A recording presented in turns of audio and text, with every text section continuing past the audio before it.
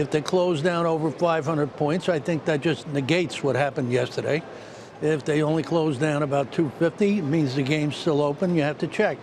Now, what you're looking at here is raw psychology in the market.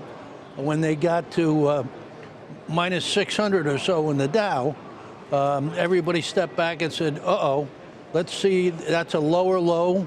Trapdoor may open. We may get trapdoor selling. It did not appear. So that inspired some people to begin nibbling away. Then around 2 o'clock, you get the first look at the market on closes. And given the way the market had been acting, they were fearing billions and billions for sale. What happened was around 2:30, it looked like there was maybe less than $200 million for sale. And so they came in and started buying them. That resulted in the 200-point move that you spoke of.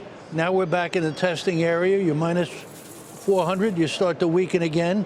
A lot will depend on if those market on closes change, but the viewers should pay very careful attention to what happens between now and 4 o'clock. Anastasia, does today's moves make you distrust yesterday's bounce?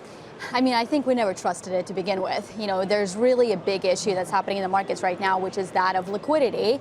And the market is moving on this lack of liquidity. The market is moving on technicals and not so much on fundamentals. So we did always think that the magnitude of the run-up that we had was a little bit overdone. So I'm not surprised that we're giving some of this back. But I will say that watching the technical levels and watching the 2350 on the S&P 500 is really, really important. To Art's point, the reason why we rallied, I think, so much yesterday is because we managed to hold that very key 20% down level of the peak. So if we continue to hold that today, I think that should be a positive development for the market. Because if you think about typical drawdowns in a secular bull market, they tend to be around 20%. And here we are 20% off the peak. So I think some value is starting to emerge here. Rick, what's your take on the renewed selling in equities and some of the action that's been confirmed in bonds and the dollar and what that tells us about where we go from here? Well, I think that the Treasury market is as skeptical as Art is, and he gave a great description this morning about exactly how the session played out.